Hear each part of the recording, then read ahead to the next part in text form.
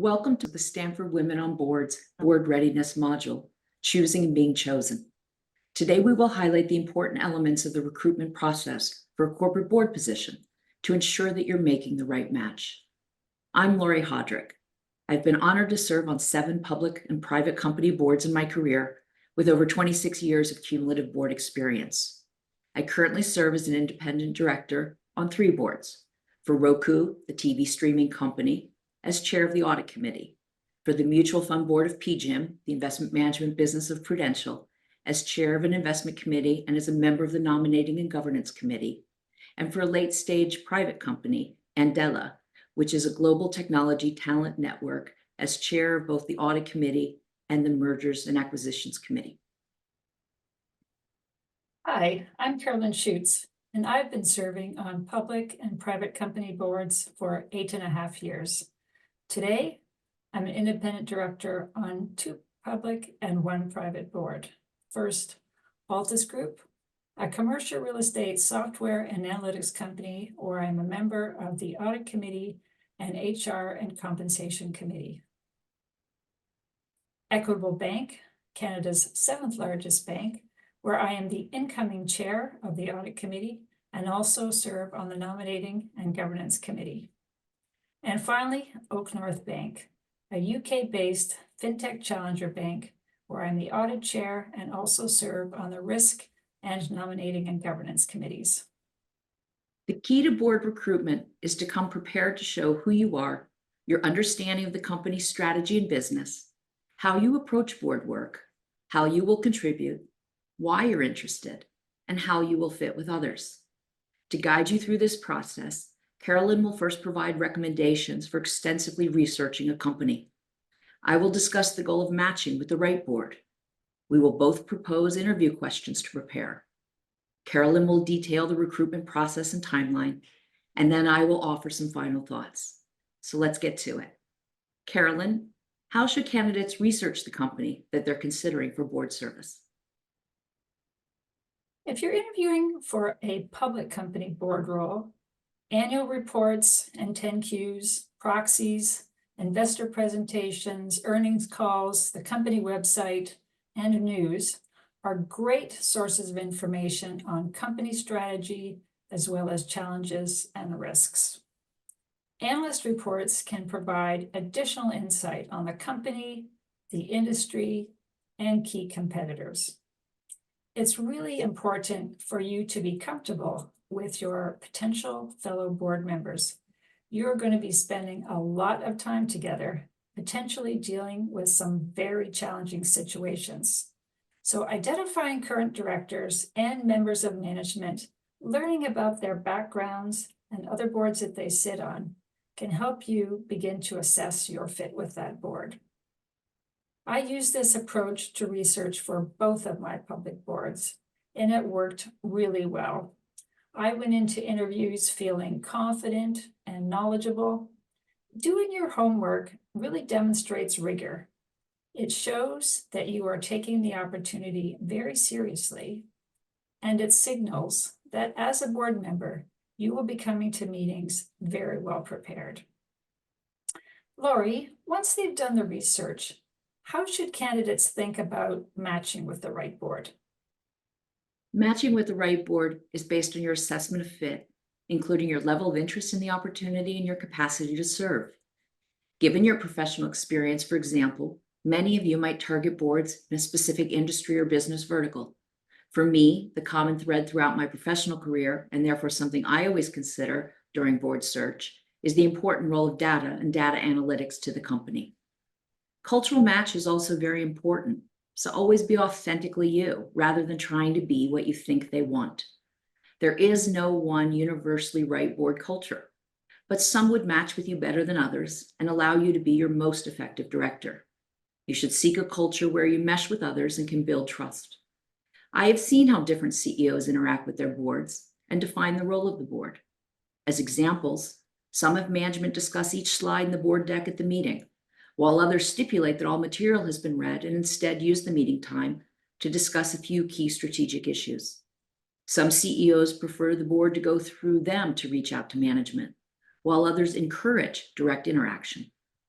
Companies also have very different risk levels, be it their financial health or risk appetites, and they also vary on how they manage that risk. As different people feel differently about risk, your own level of comfort with the company's risk will be vital. You can also consider your skills and expertise in relation to their board needs and skills matrix. For example, if they need an audit committee financial expert. Be selective, including for your first board, as your first board may prove to be career defining. In my opinion, the advice that you should want to get on your first board just to make you a better candidate for the next board is incorrect.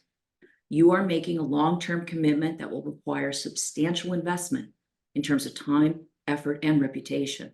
So the first board you join needs to be well chosen. Please also identify if the opportunity is a no for you as soon as possible. A no could be a no for many reasons, including if you don't have ample time to commit or if their board calendar conflicts with existing commitments. You could have a conflict of interest, which precludes you from serving. As you research the company, you could find what you consider to be red flags. As an example, I once chose to politely decline a board position because when I asked each board and executive team interviewer the same question, there were notable inconsistencies between them and with the recent public filings. There may also be inconsistency between the company's mission and values and your own. This consideration may be especially important for not-for-profit board positions. Whatever the reason for a no, you don't want to waste anyone's time, so you should inform the search as soon as you've determined that an opportunity is not the right match. So Carolyn, if a candidate decides to proceed to the board interview, what questions should they prepare? It's really important to prepare for interview questions ahead of time. And I've included some examples here. With the question, tell us about yourself, the company is going to be assessing whether you can be precise and prioritize the most relevant aspects of your experience in a short introduction. Why do you want to be on this board and what do you bring question? That's a great opportunity for you to highlight how you will add value and help the board address the key challenges that may be facing the company. Most board members sit on a couple of committees in addition to the main board, and this question can be an opportunity for you to convey what committees you may be interested in and where you are the best fit. By asking for your views on the business, the company will be assessing your industry knowledge, whether you've done your due diligence, and how you think. Your board leadership style, this will help the company assess your fit from a cultural perspective. If this is your first board and you don't know what your board leadership style is, you can still talk about how you plan to show up in the boardroom. The company may also ask how you would have overseen a recent board challenge. For example, if you're interviewing for a financial services board, you may be asked for your views on the Silicon Valley Bank collapse. As you go through the interviews, it's important to remember that it's a two-way conversation. You will be a peer on the board, not a direct report, and your language and tone really needs to reflect that. Lori, what else should candidates be thinking about as they prepare for interviews? My absolutely favorite interview question to get is, do you have any questions? I consider this question the most important question. It provides you with a bonus opportunity to show who you are and what's important to you. Since a vital quality of a director is the ability to ask thoughtful questions, it helps show how you will fit, showing your informed curiosity and how you're thinking about things. Perhaps it'll allow you to show what you consider to be your best qualities, that you have the needed competencies, what you've learned in your due diligence, and that you listen and collaborate well. And it's likely the final impression with which you will leave them. On this slide, I've included some sample questions you might consider asking. To provide some additional insight, let me share a specific example from when I interviewed for the board of a $25 billion revenue IT distribution company. My due diligence identified a notably different and distinct high-growth, high-margin segment providing digital customer experience solutions. In each of my interviews, I asked a bit more about the segment's business strategy and its synergies with the rest of the company. The conversations that followed gave me the opportunity to hear perspectives about strategy from each person that I met, and it gave them the opportunity to explore further my interest in the intersection of corporate strategy and finance. It also allowed me to highlight some of my transactional experience, including having taken a company public on the New York Stock Exchange. It is an interesting postscript that, about 18 months after I joined that board, we successfully completed the spinoff of this distinct segment into an independent NASDAQ-traded company. A few more hints. Always remember in the interviews to show that you've turned off your executive action response and instead are providing oversight. That you don't ask factual questions, which can easily be found in public disclosure. And that your comments reflect your understanding that the management and the board cannot disclose material non-public information. Carolyn, having focused on the interview questions, let's next develop more broadly the recruitment process and timeline.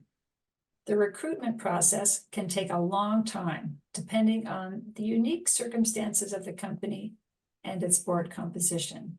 It's really important to be patient.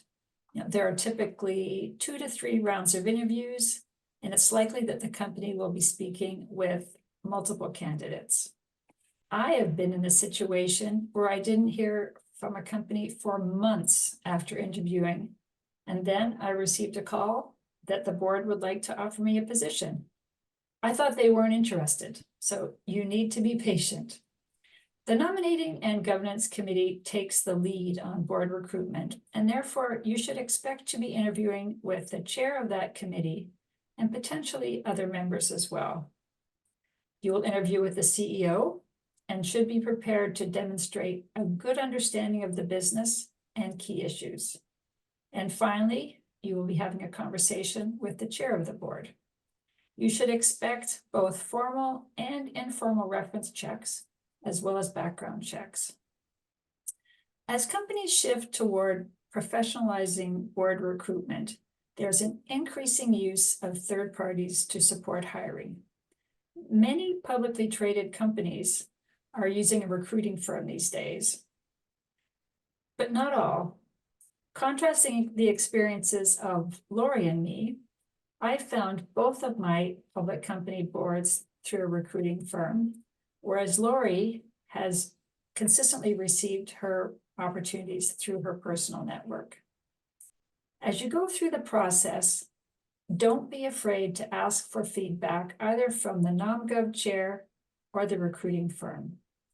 They can provide very useful insights regarding how you stack up as a candidate, the areas that you should be identifying during the interview, as well as they can tell you a lot of useful things about the people that you will be meeting as part of the interviews. And I have found that to be particularly valuable. Lori, any final thoughts you'd like to share? Today, we have focused both on choosing and being chosen during the board recruitment process to ensure the right match. Since board service is a multi-year commitment, both you and the board must choose wisely. Effective interviewing is critical, and like board service, it requires a significant amount of preparation and care from everyone involved. As a candidate, the recruitment process is an opportunity to show who you are and how you'll contribute as a member of the team, as well as to discover if this board is the right position for you. With the right match, board service is an incredible opportunity. On our boards, Carolyn and I have been honored to bring our skills and experiences to work with extremely talented and committed peers, providing strategic oversight for exceptional, innovative companies. We wish the same for you. Thank you very much.